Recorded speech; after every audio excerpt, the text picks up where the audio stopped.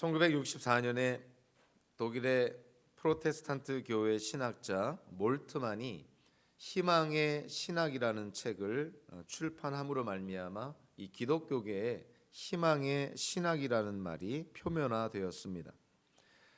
이 몰트만이 강조했던 것은 종말론이라는 것은 단지 기독교 신학의 한 부분으로만 취급될 수가 없고, 오히려 종말론적 전망이야말로 기독교의 모든 선포와 모든 기독교인의 실존과 전 교회의 특징이 된다고 그렇게 강조했습니다. 그리고 또 그는 희망의 신학이라는 그런 책을 통해서 종말론은 기독교의 한 가지 구성 요소에 불과한 것이 아니라 기독교 신앙의 매체라고 강조합니다. 마치 안에 담겨진 모든 것을 열어 보여주는 열쇠와 같고, 새로운 하루를 여는 새벽에 온 대지를 뒤덮는 빛과 같은 것이다, 이렇게 강조를 합니다. 결론적으로 말해서 그 몰트만이라는 신학자는 희망이야말로 모든 신학적 토론의 매체가 되며, 그리고 교회가 자신의 사명을 발견하고 그것을 수행하고 실행하는 신학적 배경이 된다고 그렇게 강조를 합니다. 우리 정통 기독교 교단에서 인정하는 종말론들이 이렇게 여러 가지가 있지만, 그 종말론들의 공통적인 특징들은요, 무엇보다도 세상은 종말을 맞이하게 될 것이고, 그때 예수님께서 심판자로서 이 땅에 재림하시어 공의로 세상 만물을 심판하실 것이고, 죄악으로 물든 이 세상은 완성된 하나님의 나라, 즉 새하늘과 새 땅으로 회복이 되고, 하나님께 속한, 하나님께 선택받은 하나님의 자녀들은 새하늘과 새 땅에서 영생하게 된다는 내용입니다. 이것이 성경을 통해서 우리가 인정하고 또 수용하는 종말론의 정통 종말론의 내용인 것이죠. 세상 종말에 대한 분명한 이해는 우리가 안일하고 그리고 나태한 삶에 빠지는 것을 방지해 줄 뿐만이 아니라, 오히려 우리로 하여금 현재 우리가 겪을 수 있는 어려움과 난관을 극복하고 앞으로 나아가게 해주는 원동력이 됩니다. 세상 종말에 일어날 일을 성경적으로 그리고 하나님의 말씀에 기초해서 바르게 이해할 때 우리가 현재의 삶을 바르게 살 수 있다는 것이죠. 부정적으로 얘기하면 세상 종말에 대한 잘못된 이해 그리고 비성경적인 이해를 하게 된다면 현재의 삶에도 그것이 영향을 끼쳐서 우리가 바르게 생활할 수 없게 된다는 것입니다. 자, 오늘 본문은 하나님께서 다니엘에게 환상을 통해서 미래에 일어날 일들을 계시해 주고 있습니다. 특별히 오늘 본문은 구조가 다니엘이 목격한 두 장면이 묘사되어 있고, 그리고 그 장면들에 대한 해석으로 구성이 되어 있습니다. 그래서 오늘 본문은 본문 자체에 환상이 묘사되고, 그리고 그 환상에 대한 해석까지 나와 있는 그러한 본문으로 이해가 됩니다. 다니엘이 목격한 첫 번째 장면은요, 네 마리 짐승들에 관한 것입니다. 그 네 마리 짐승 가운데 첫 번째 짐승이 뭐냐면, 오늘 본문 4절에 언급이 되어 있는데 3절과 17절을 통해서 보면 이 다니엘이 네 가지 짐승을 보게 되는데, 그 네 가지 짐승이 과연 무엇이냐 하면은 17절에 의하면 앞으로 이 세상에 나타날 네 왕이다, 이렇게 해석을 해주고 있습니다. 그러니까 이 네 가지 짐승은 본문의 표현대로 하면 네 왕을 의미하는 것이고, 또 세계 역사를 통해서 바라보면 이 네 짐승이 사실은 네 나라를 상징하고 있다는 것을 깨닫게 됩니다. 물론 다니엘서를 어떠한 관점에서 바라보느냐에 따라 다니엘이 꾼 이 환상에 대한 해석이 좀 달라질 수 있지만, 이 다니엘서가 다니엘 시대에 쓰여진 하나님의 계시로 구성된 예언서라는 것을 우리가 전제로 한다면, 이 오늘 본문에 나타난 네 가지 짐승은 세계 역사를 통해서 쉽게 이해가 될 수가 있습니다. 첫 번째 4절에서 언급된 첫 번째 짐승은 사자라고 되어 있는데요. 보통 사자가 아니라 독수리의 날개를 가진 사자로 묘사되어 있습니다. 그러니까 우리가 실질적으로 볼 수 있는 동물은 아니고 독수리의 날개와 사자가 겹쳐 있는 것이죠. 자, 도대체 이 사자가 가리키는 것이 무엇일까 바라보면 다니엘서 2장에 느부갓네살 왕이 꾼 그 신상과 관련된 그 꿈과 오늘 다니엘의 환상이 유사한 그러한 내용, 어찌 보면은 동일한 그러한 주제를 갖고 있는 것을 우리가 이해를 한다면 다니엘이 제일 먼저 보게 된 순금으로 된 머리에 해당되는 나라가 바벨론이었는데요. 그래서 이 독수리의 날개를 가진 사자도 바벨론 나라를 상징하는 것으로 이해가 됩니다. 실제로 예레미야 선지자는요, 예언자는 예레미야서 4장 7절에서 바벨론을 사자로 묘사하고 있고, 그리고 에스겔 예언자는 에스겔서에서 바벨론을 독수리로 그렇게 비유합니다. 그래서 이 오늘 본문의 독수리의 날개를 가진 사자는 바벨론을 상징한다는 것을 우리가 성경을 통해서 쉽게 깨달을 수가 있습니다. 다니엘이 본 두 번째 짐승은 곰인데요. 이 곰은 느부갓네살 왕이 꾼 그런 꿈과 비교해 보면 가슴과 팔에 해당되는, 즉 은에 해당되는 그러한 대상인데, 당연히 이 바벨론 다음에 이 세상을 다스리는 제국인 메데와 페르시아를 의미하는 것을 알 수가 있습니다. 메데와 페르시아를 의미하는 곰이 오늘 본문을 보니까 갈빗대 3개를 물고 있다고 했는데, 이 갈빗대 3개를 물고 있는 것이 뭘 의미하는 것일까? 이 곰이 메데와 페르시아를 의미한다면 이 갈빗대 3개를 물고 있다는 것은 사실은 어떠한 나라들을 정복했다는 것을 상징하는 것으로 이해가 됩니다. 그래서 세계 역사로 보면 메데와 페르시아가 정복한 대표적인 세 나라가 있는데요. 하나는 리디아 왕국이었고, 또 하나는 바벨론 제국이었고, 그리고 또 하나는 이집트 왕국이었습니다. 그러니까 메데와 페르시아를 상징하는 곰이 이 리디아, 바빌론, 이집트라는 세 갈빗대를 물고 있었다. 즉 그들을 점령했다. 이렇게 이해가 되는 것이죠. 다니엘이 본 세 번째 짐승 표범입니다. 이 표범은 4개의 그런 날개가 달려 있고 또 머리가 4개나 있다, 이렇게 묘사합니다. 날개가 4개나 달렸다는 것은 그렇지 않아도 표범이 빠른데 날개까지 4개 달렸다는 것은 굉장히 빠르다는 것을 알 수가 있죠. 그럼 도대체 바벨론의 뒤를 이어서 메데와 페르시아의 뒤를 이어서 정말 이 날개 달린 표범처럼 상징되는 나라가 무슨 나라일까 생각하면 당연히 그리스라는 것을 깨닫게 되는 것이죠. 알렉산더 대왕이 세계 역사 속에서 가장 넓은 지역을 차지하게 됩니다. 짧은 시간 안에 가장 넓은 지역을 차지하게 되죠. 그런데 주전 323년에 이 알렉산더 대왕이 죽게 됩니다. 그가 죽고 난 후에 이 알렉산더 대왕이 점령했던 이 그리스 제국은 4지역으로 분할되어 통치가 되는데요. 바로 이 표범의 4머리라는 것은 4명의 통치자를 상징하는 것으로 이해가 됩니다. 그러니까 이 표범은 그리스 제국을 상징하기도 하고, 좀 더 이게 압축해서 보면 알렉산더 대왕을 상징하는 거로 이렇게 이해가 되는 것이죠. 그래서 알렉산더 대왕이 그 짧은 시간에 세계 역사 속에서 가장 넓은 지역을 점령하게 됐고, 그러나 알렉산더 대왕이 일찍 죽음으로 말미암아 그가 점령했던 땅들을, 영토들을 4명의 통치자가 분할 통치했다는 것을 우리가 세계 역사를 통해서 쉽게 이해할 수가 있습니다. 자, 다니엘이 본 4번째 짐승이 어찌 보면은 더 호기심을 불러일으키는 그러한 짐승인데요. 이 짐승에 대해서는 특별한 이름을 주지 않고 있습니다. 그러니까 이름이 없는 짐승인데요.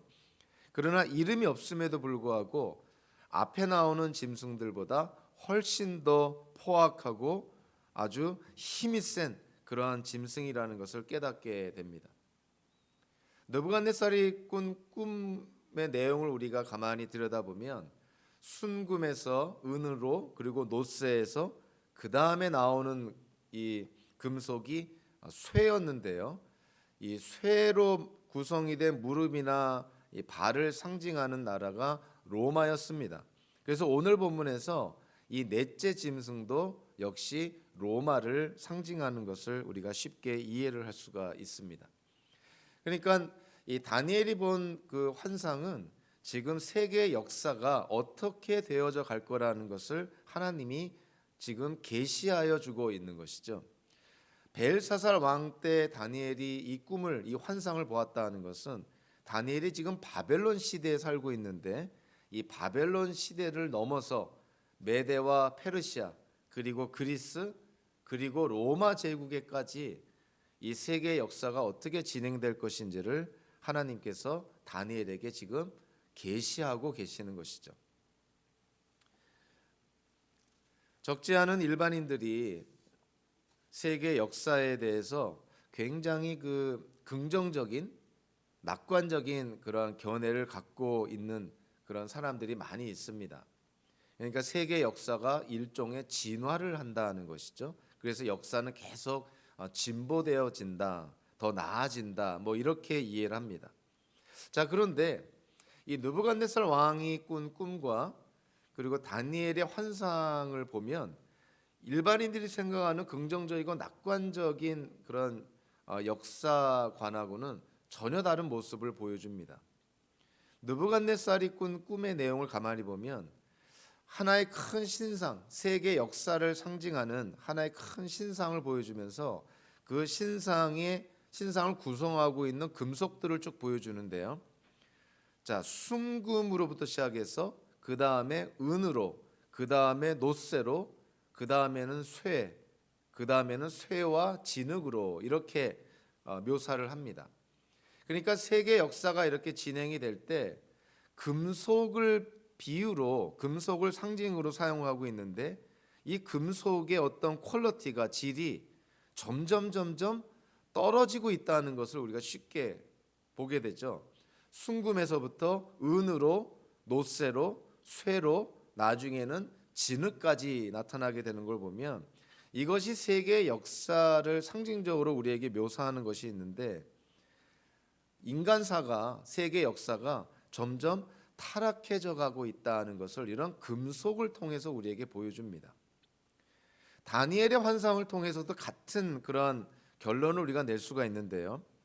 다니엘이 네 짐승을 보게 되는데 그 짐승이 첫째는 독수리 날개를 가진 사자에서 그 다음에는 곰으로 그 다음에는 날개 넷과 머리 넷을 가진 표범으로 그 다음에는 쇠 이빨을 가진 모든 것을 으스러뜨리는 그러한 이름을 알 수 없는 어떤 잔인하고 포악한 짐승으로 그렇게 묘사를 합니다.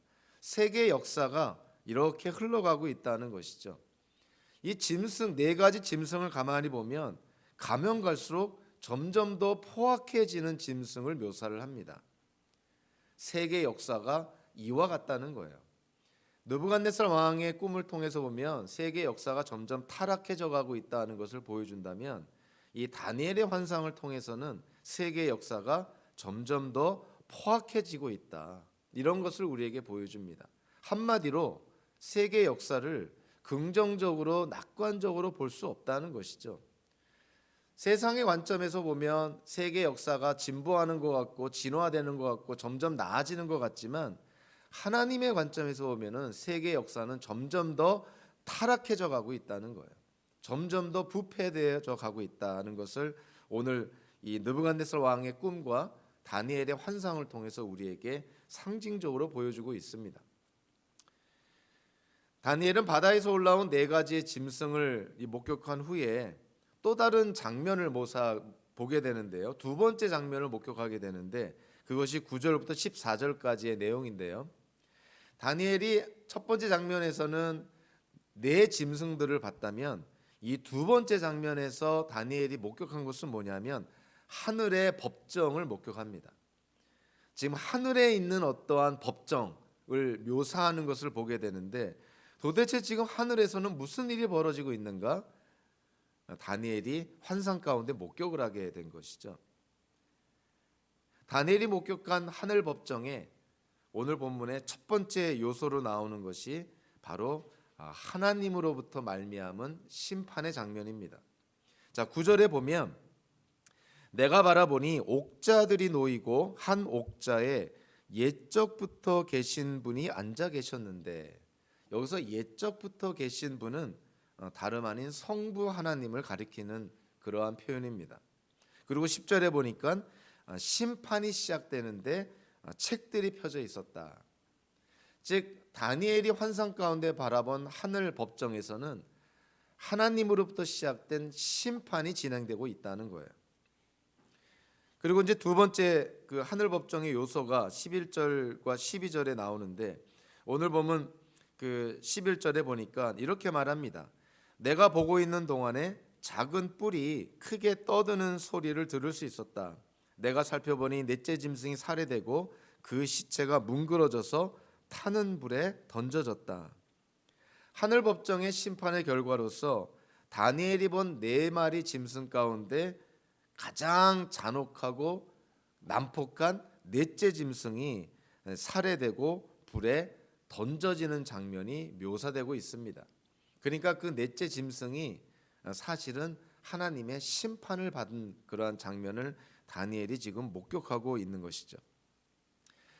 자, 9절, 10절 그리고 11절, 12절에서 다니엘이 하늘 법정을 환상 가운데 이렇게 목격하는데, 이 모든 것이 자 어떻게 그리고 무엇으로부터 누구로부터 시작된다고 보고 있냐면, 오늘 보면 13절, 14절에 보니까 인자 같은 이로 말미암아 세워지는 영원한 하나님의 나라를 비교하면서 하늘 법정에서 심판이 지금 진행되고 있다는 것을 말씀하고 있습니다. 13절과 14절을 보면 다니엘이 환상 가운데 본 한 인자 같은 이를 언급을 합니다. 이 인자 같은 이가 옛적부터 계신 분으로부터 모든 권세와 영광과 영원한 나라를 받게 되고, 그리고 그 인자 같은 이에게 모든 민족과 백성들이 경배하는 장면을 보게 됩니다. 그러니까 하늘 법정에 옛적부터 계신 분이 앉아 계셨는데, 하늘 구름을 타고 인자 같은 이가 그 옛적부터 계신 분에게 나와왔을 때 그 옛적부터 계신 분으로부터 모든 권세, 모든 영광, 그리고 영원한 나라를 받게 되고, 그리고 그 인자 같은 이에게 모든 민족과 백성들이 경배한다는 것이죠. 그 장면을 지금 다니엘이 환상 가운데 목격하고 오늘 본문을 기록한 것입니다. 다니엘서 2장의 느부갓네살 왕이 꾼 꿈의 내용과 비교해 본다면 이 13절과 14절의 내용은 어떠한 내용과 내용적으로 일치를 하냐면, 다니엘서 2장 34절, 35절, 44절에 보면 사람의 손으로 뜨지 않은 돌, 우리 이전 개역 한글에서는 뜨인 돌이라고 표현했죠. 그 뜨인 돌이 날라와서 거대한 신상을 무너뜨리고 그 뜨인 돌이 온 땅에 가득 차고 영원히 존재하게 된다는 그러한 느부갓네살 왕의 꿈의 내용을 우리가 기억을 합니다. 그 뜨인 돌이 날라와서 세계 역사를 가리키는 거대한 신상을 무너뜨리고 그 돌이 큰 산이 되고 온 땅에 가득 차게 된다는 그 느부갓네살 왕이 꾼 꿈.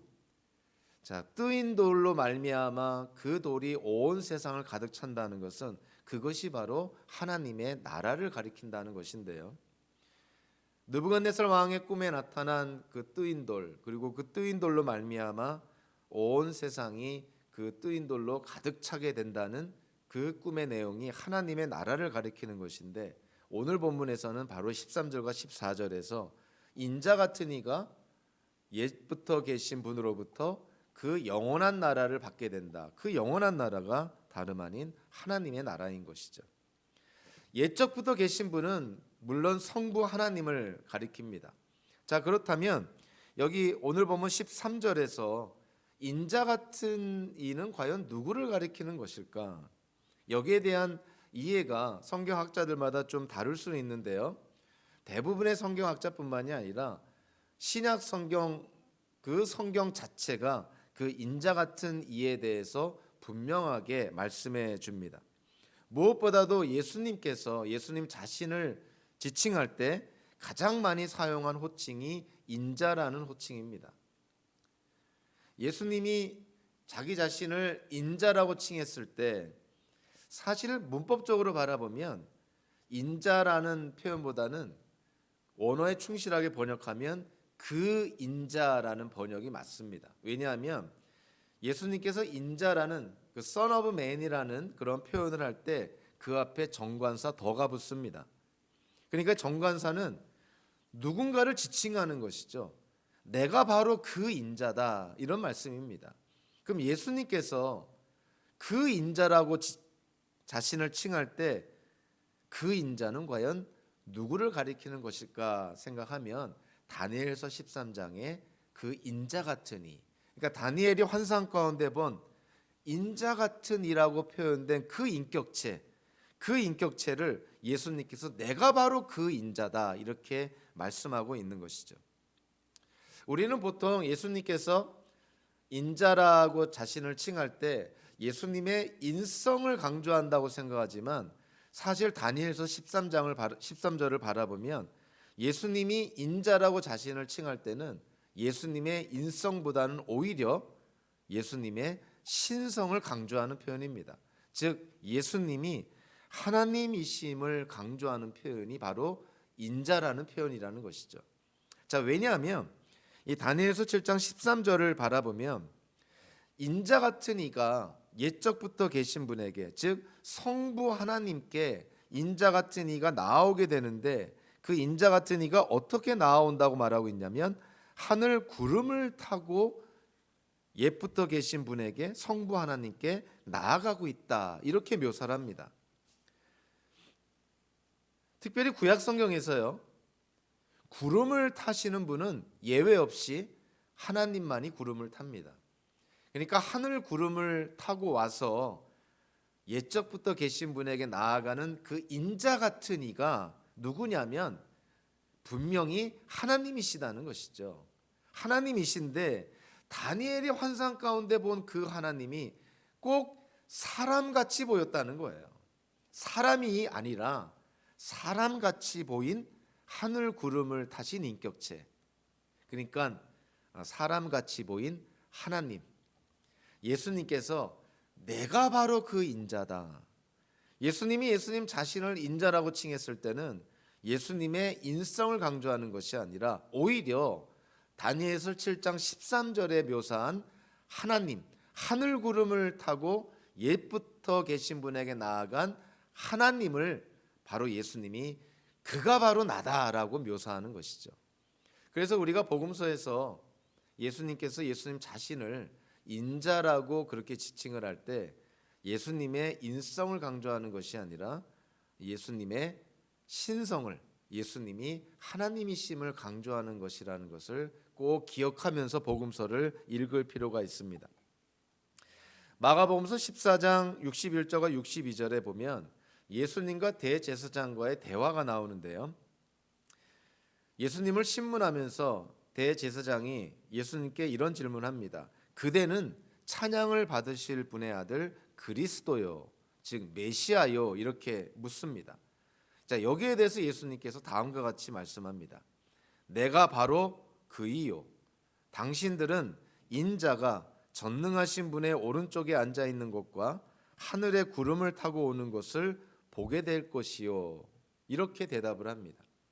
예수님께서 대제사장에게 지금 이와 같은 대답을 할 때 예수님은 어떤 말씀을 사실은 인용한 것이냐면 다니엘서 7장 13절의 말씀을 인용한 것이에요. 그러니까 예수님께서 이 대제사장에게 앞으로 메시아가, 그리스도가 다시 이 땅에 임할 텐데 그 임하는 모습이 마치 다니엘서 7장 13절에서 인자 같은 이가 하늘 구름을 타고 옛부터 계신 분에게 나아가는 그 모습처럼 임하게 될 것이다. 한마디로 예수님께서 내가 바로 그 다니엘서 7장 13절에 인자 같은 이다 라고 말씀을 하고 있는 것입니다. 예수님의 탄생과 그리고 예수님의 죽음, 뒤에 일어나는 예수님의 부활과 승천, 그리고 예수님 하나님의 성부 하나님의 우편에 좌정하심으로 사실은 다니엘서 7장 13절과 14절은 성취가 되었습니다. 인자 같은 이가 하늘 구름을 타고 와서 옛부터 계신 분에게 나아간 때는 도대체 언제 의미하는 것일까 보면요, 이 신약 성경의 예수님의 그런 행적으로 비교해 보면 그것은 예수님이 승천하실 때입니다. 그러니까 예수님이 죽으시고 부활하시고 승천하셨을 때 그 모습이 다니엘서 7장 13절에 하늘 구름을 타고 와서 인자 같은 이가 예수님이 옛부터 계신 분 성부 하나님께 나아가는 그 사건이 예수님의 부활 승천으로 성취가 되었다는 것이죠. 자, 그래서 예수님께서 올리브산에 모여든 그 제자들에게 승천하시기 전에 예수님이 이렇게 말씀합니다. 예수님께서는 하늘과 땅의 모든 권세를 받았다, 이런 말씀을 합니다. 그러니까 예수님이 승천하심으로 말미암아 이제 성부 하나님께로부터 모든 그런 권세를 받게 되었다는 것을 이렇게 말씀하신 것이죠. 사도 바울도요, 빌립보서 2장 9절 11절에서 이렇게 말씀합니다. 그러므로 하나님께서는 그를, 즉 예수님을 지극히 높으시고 모든 이름 위에 뛰어난 이름을 그에게 주셨습니다. 그리하여 하늘과 땅 위와 땅 아래에 있는 모든 것들이 예수의 이름 앞에 무릎을 꿇고 모두가 예수 그리스도는 주님이시라고 고백하여 하나님 아버지께 영광을 돌리게 하셨습니다. 예수님께서 죽으시고 부활하시고 승천하심으로 말미암아 다니엘서 7장 13절의 말씀처럼 성부 하나님께로부터 하늘과 땅의 모든 권세를 받게 되고, 그리고 하나님의 나라를 받게 되고, 그리고 모든 민족과 모든 언어, 이 땅에 존재하는 모든 피조물들이 다 예수님을 경배하게 되었다는 것이죠. 자, 오늘 본문의 이제 마지막은 다니엘이 본 첫 번째 장면, 두 번째 장면에 대한 해석입니다. 그러니까 오늘 본문은 하나님께서 다니엘에게 환상을 보여주시는 것뿐만이 아니라 그 환상에 대한 해석까지도 해주고 있는 것이죠. 15절과 18절에 보니까 다니엘과 천사가 대화하는 장면이 나옵니다. 특별히 참고로 우리는 계시라는 말을 쓰기도 하고, 그리고 묵시라는 표현을 쓰기도 하는데, 이 계시와 묵시의 가장 대표적인 차이는요, 이 묵시는 어떤 초월적인 그러한 측면이 많이 강조가 되기 때문에 혼자서는 도저히 해석을 할 수가 없습니다. 그래서 묵시는 꼭 누군가의 도움을 받아야 되는데요, 그래서 성경에 보면은 묵시가 주어졌을 때는 이 천사를 통해서 천사의 도움을 받아서 그 묵시의 내용을 이해하긴 합니다. 그러나 계시나 또는 예언 같은 경우는 그 자체만으로 예언자가 하나님께로부터 계시나 예언을 받았을 때 천사의 도움이 없이도 충분히 이해되는 내용이 많은 그런 차이점이 있는 것이죠. 사실 그래서 오늘 이 다니엘이 천사를 통해서 하나님께서 보여주신 환상을 이해하게 되는 것은, 사실 다니엘의 환상은 계시나 예언이라는 측면보다는 이 묵시에 가깝다고 보는 것이 우리가 바른 분류라고 볼 수가 있습니다. 자, 어쨌든 이 다니엘이 하나님이 보여준 환상을 도저히 이해를 할 수가 없으니 천사에게 도움을 청합니다. 그래서 오늘 이 천사와의 대화를 통해서 다니엘이 본 환상을 다니엘이 이제 깨닫게 되는데요, 오늘 보면 18절에서 결론적으로 다니엘이 본 환상의 하나의 결과를 분명하게, 하나의 사실을 분명하게 언급을 합니다. 자, 그것은 18절에 뭐라고 말씀하고 있냐면, 그러나 가장 높으신 분의 성도들이 나라를 얻을 것이며 영원히 영원히 영원히 그것을 누릴 것이다, 이렇게 말씀을 합니다. 다니엘이 본 환상의 궁극적인 의미가 하나님께 속한 성도들이 하나님의 나라를 받아 영원히 누리게 된다는 거예요. 지금 네 마리의 짐승, 그 네 마리의 짐승이 네 명의 왕이든 또 네 개의 어떤 제국을 상징하든지 간에 이 모든 것들은 지나가고 세계 역사 속에 하나님께서 궁극적으로 하나님께 속한 성도들, 즉 하나님께 속한 우리 기독교인들이 하나님께서 허락하시는 하나님의 나라를 영원히 받아 누리게 된다는 것을 결론적으로 말하고 있습니다. 19절부터 22절까지를 통해서 보니까 특별히 22절에서 다시 한번 강조가 되고 있죠. 내가 보고 있을 때 새로 돋은 그 뿔이 성도들에 맞서서 전쟁을 일으키고 그들을 이겼으나 옛적부터 계신 분이 오셔서 가장 높으신 분의 성도들의 권리를 찾아주셔서 마침내 성도들이 나라를 되찾았다. 즉 종말이 가까울수록 영적인 싸움이 치열해지게 될 것이고 그로 말미암아 하나님께 속한 성도들이 고난을 당하게 될 것이고 어려운 시기를 겪게 된다는 것이죠. 그러나 궁극적으로 하나님께서 분명하게 오늘의 환상을 통해서 다니엘에게 거듭 말씀하고 있는 것은 결론적으로는 하나님께 속한 거룩한 백성들이 하나님께서 허락하신 하나님의 나라를 누리게 된다는 거예요.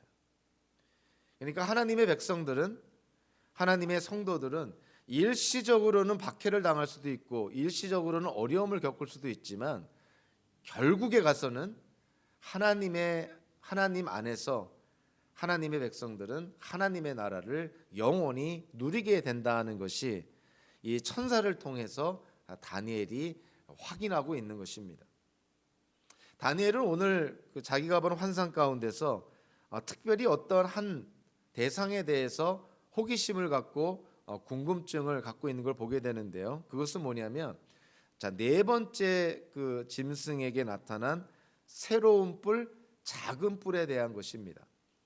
이 네 번째 짐승이 10뿔이 있었는데 하나의 새 뿔이 나면서 앞에 있는 세 개의 뿔을 뽑힐 정도로 그 나중에 생겨난 그 작은 뿔, 새로 돋은 뿔이 이전 뿔보다는 훨씬 더 강력한 막강한 힘을 발휘하고 있다는 것을 환상을 통해서 다니엘이 보고 있는 것이죠. 그래서 다른 어떠한 그 내용들보다도 대상들보다도 이 다니엘이 저 작은 뿔이 상징하는 것이 뭘까?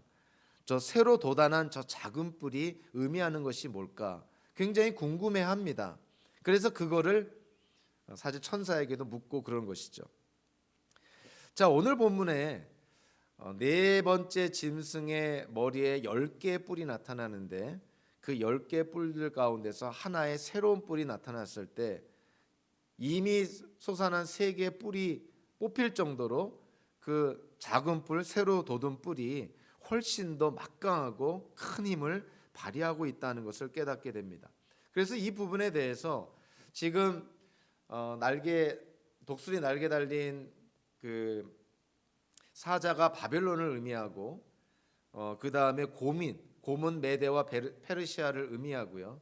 그리고 날개 달린 네 개의 머리가 달린 표범은 그리스를 의미하고 이 네 번째 짐승이 로마를 의미한다는 것으로 우리가 세계 역사랑 비추어봤을 때 이해를 했을 때 이 많은 성경학자들이 이 강력한 힘을 발휘하는 하나님께 가장 대적하는 이 작은 뿔, 새로 돋은 뿔을 이 셀레우코스 왕조의 그 안티오쿠스 4세라는 인물로 이해를 합니다.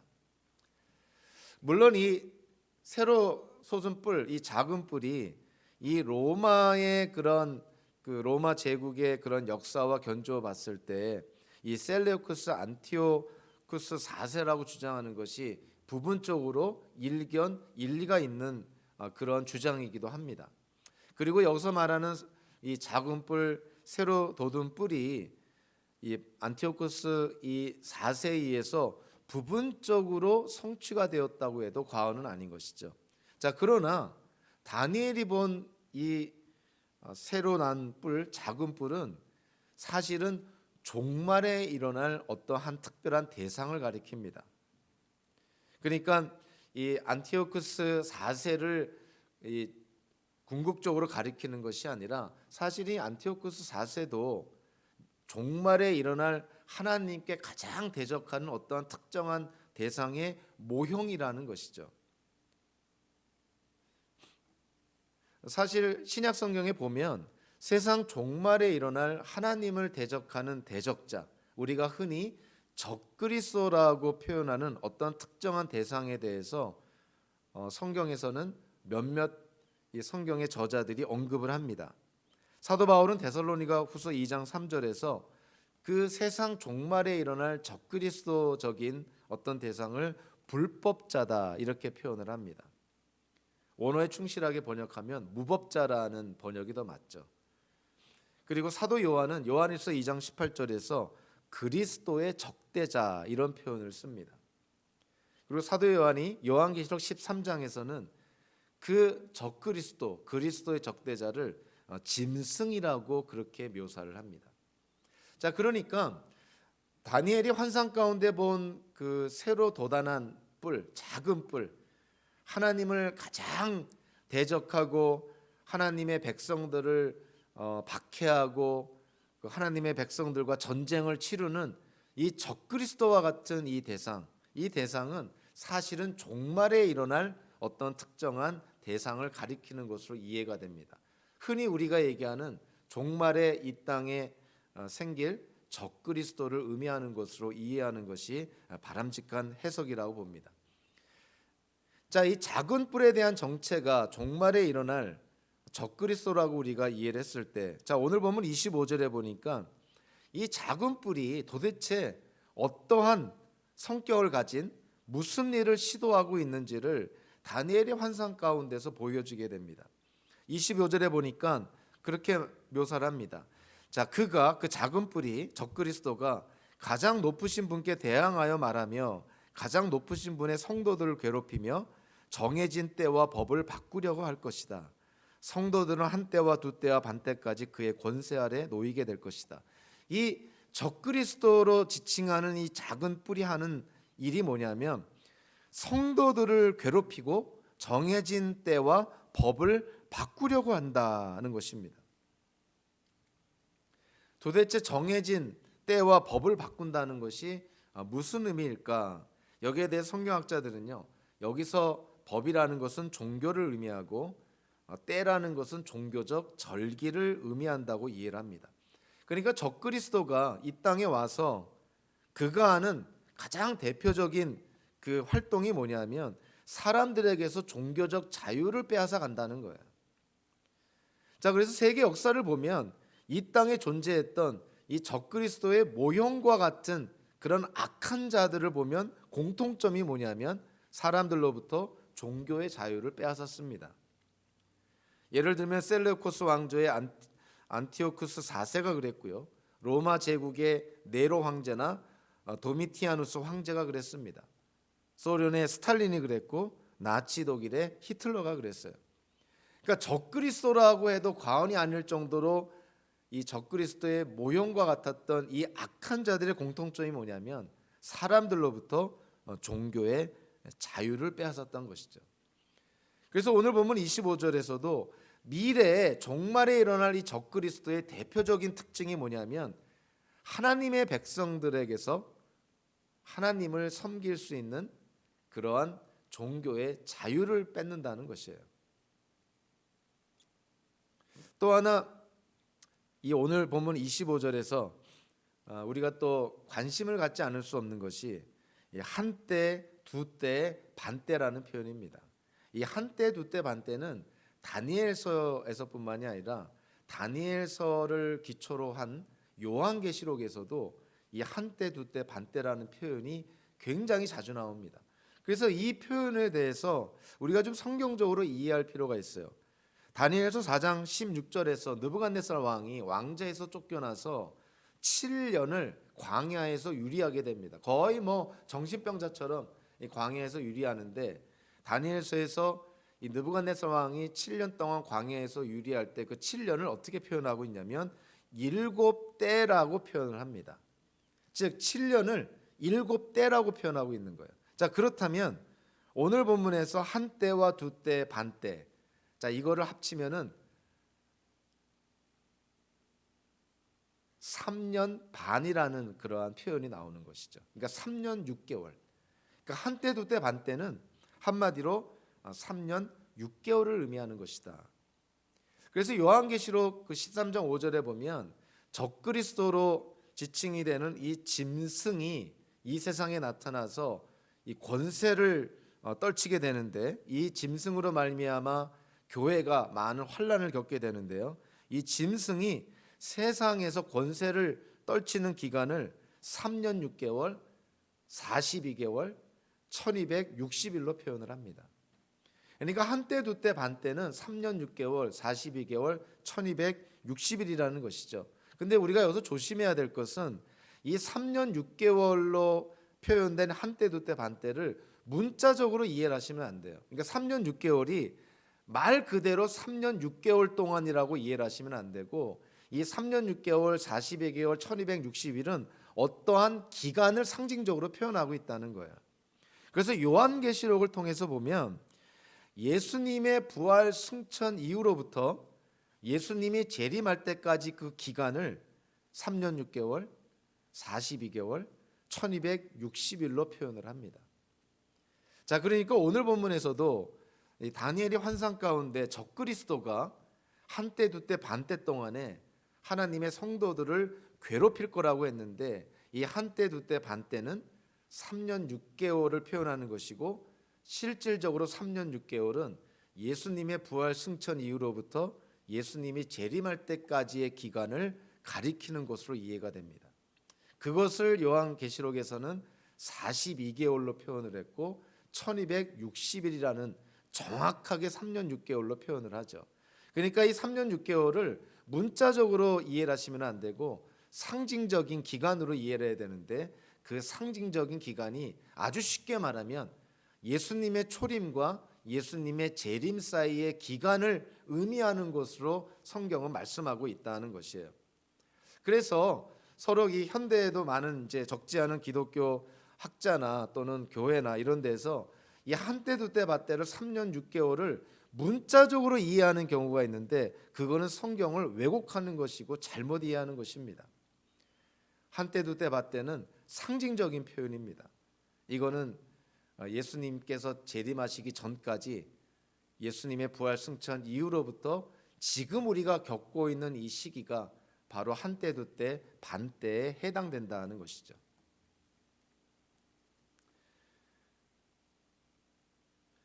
(23절부터) (28절을) 통해서 보면 천사가 아까 첫 번째 해석, 즉 하나님의 백성들이 궁극적으로는 하나님의 나라를 영원히 누릴 것이라고 그렇게 해석을 해줬는데, 자, 오늘 보면 26절과 27절을 보면 천사가 다시 한번 해석을 해주는데 똑같은 결론으로 말합니다.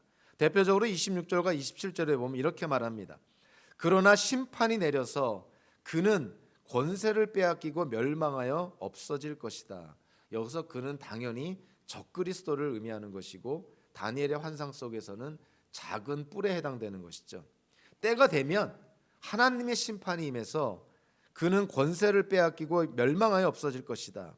자, 그리고 나서 나라와 권세와 온 천하 열국의 위력이 가장 높으신 분의 거룩한 백성에게로 돌아갈 것이다. 그의 나라는 영원한 나라다. 권세를 가진 모든 통치자가 그를 섬기며 복종할 것이다.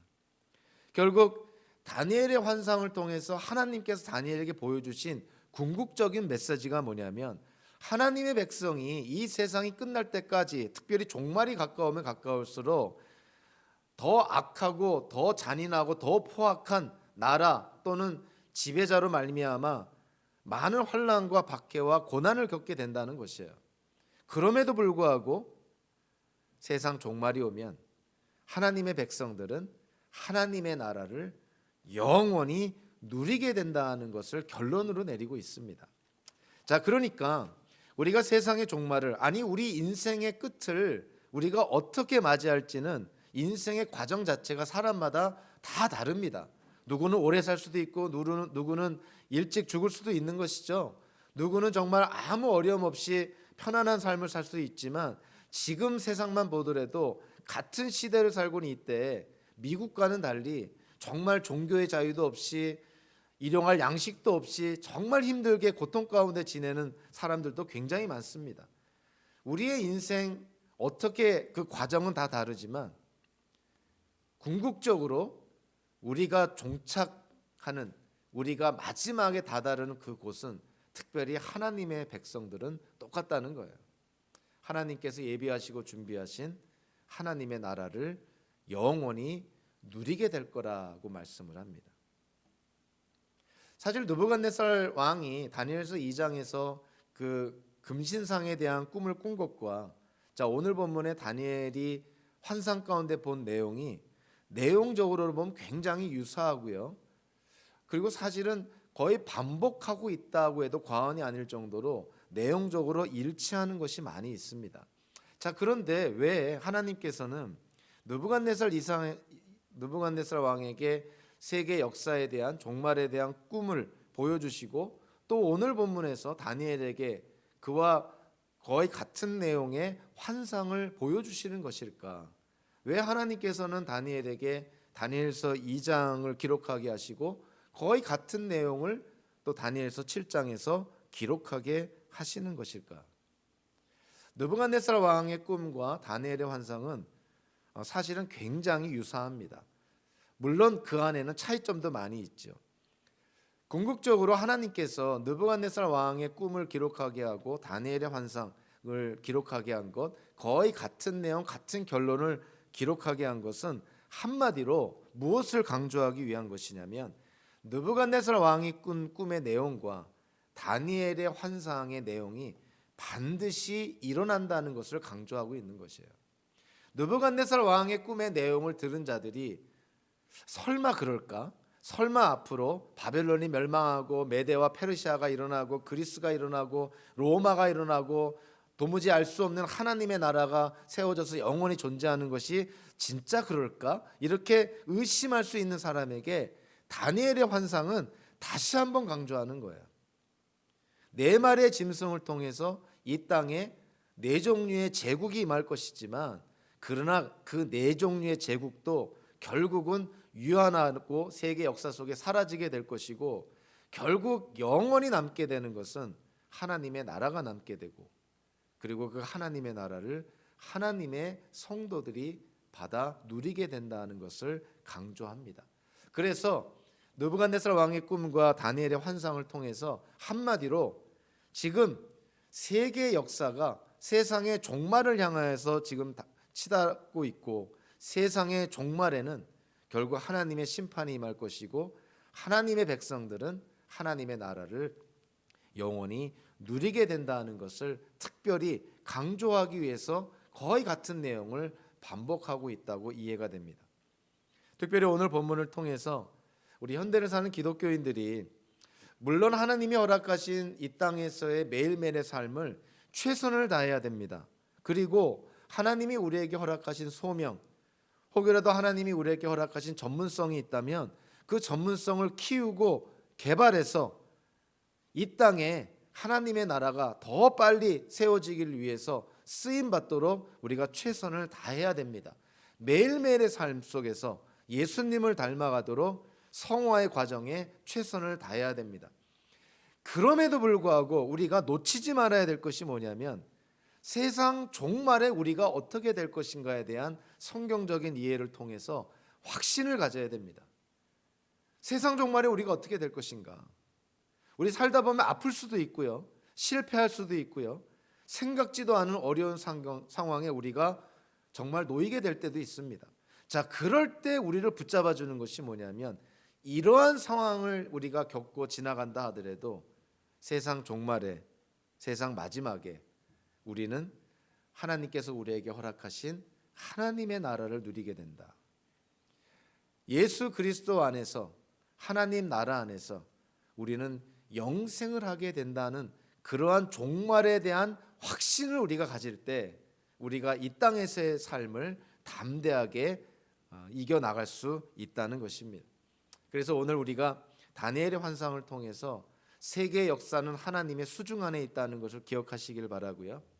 하나님의 성도들은 하나님의 손 안에서 안전하게 보장되어 있다는 것도 기억하시기를 바라고, 우리 모두가 예수 그리스도를 믿음으로 말미암아 하나님의 자녀가 되었다면 우리는 궁극적으로 우리 모두 하나님의 나라 안에서 영생하게 된다는 이 성경에서 말씀하는 종말에 대한 가르침을 저희들이 확신하면서 우리 하나님께서 허락하신 매일매일의 삶에 최선을 다하며 하나님께 영광을 돌리는 삶을 사시기를 주님의 이름으로 축원합니다. 기도하겠습니다.